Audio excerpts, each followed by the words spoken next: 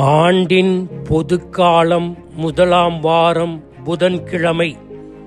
நற்செய்தி பகுதி மார்க்கு பிரிவு 1 அருள்வாக்குகள் 29 தொடக்கம் 39 வரை. ராபர்ட் மொஃபெட் ஸ்காட்லாந்தை சேர்ந்தவர். மிஷனரியாக தென்னாப்பிரிக்காவில் பணிபுரிய சென்றார். இந்த தம் பணிவாழ்வில் தன்னோடு இணைந்து செயல்படுவதற்காக மற்றவர்களையும் அழைக்க தன் சொந்த ஊருக்கு வந்தார்.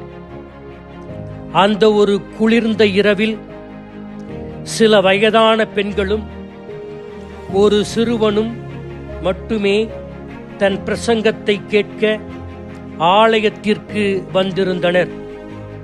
அதை பார்த்து ராபர்ட் மொஃபெட் ஏமாற்றமடைந்தார். தனது உரையை நிகழ்த்துவது வீண் வேலை என்று தன் உள்ளத்திலே நினைத்து கொண்டார். இருந்தாலும் ராபர்ட் மொஃபெட் தனது முழு ஆற்றலையும் வெளிப்படுத்தி அந்த பிரசங்கத்தை ஈடுபாட்டோடு செய்து முடித்தார். இதை கேட்ட அந்த சிறுவனின் மனதில் ஒரு கிளர்ச்சியை அந்த பிரசங்கம் ஏற்படுத்தியது. அந்த பிரசங்கத்தை அந்த சிறுவன் மறக்கவே இல்லை. தான் வளர்ந்து ஒரு மருத்துவரான பிறகு தென்னாப்பிரிக்காவில் நற்செய்தி அடையாத பழங்குடியினரிடையே ஒரு மிஷனரியாக பணியாற்ற சென்றான். அந்த சிறுவன் யார் என்றால், பின்னாளில் சிறந்து விளங்கிய டாக்டர் டேவிட் லிவிங்ஸ்டன்.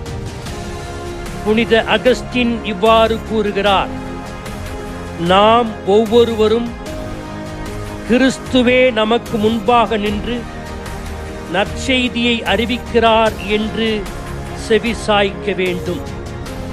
இன்றைய முதல் வாசகத்தில் சாமுவேலுக்கு ஆண்டவர் அழைப்பு விடுக்கின்றார். ஏனென்றால் முதல் வாசகத்திலே சொல்லப்படுகிறது, கடவுளின் விளக்கு இன்னும் அணையவில்லை. எனவே சாமுவேல் என்பவரால் மீண்டும் அன்பு தீ பற்ற வைக்கப்பட வேண்டும். தன்னுடைய இல்லம் அன்பின் ஜுவாலையால் சுடர்விடப்பட வேண்டும்.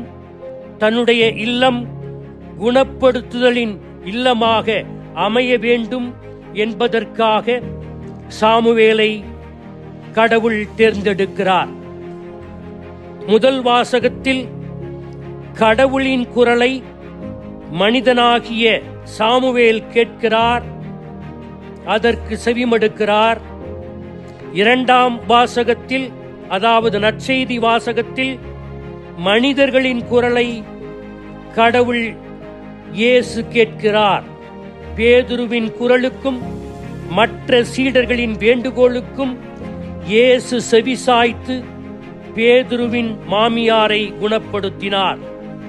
சீராக் புத்தகம் 38:9 இப்படி சொல்லுகிறது: மகனே, நீ நோயிற்றிருக்கும் போது அதை அலட்சியப்படுத்தாதே. ஆண்டவரிடம் வேண்டுதல் செய், அவர் உன்னை குணமாக்குவார் என்று சொல்லுகிறது.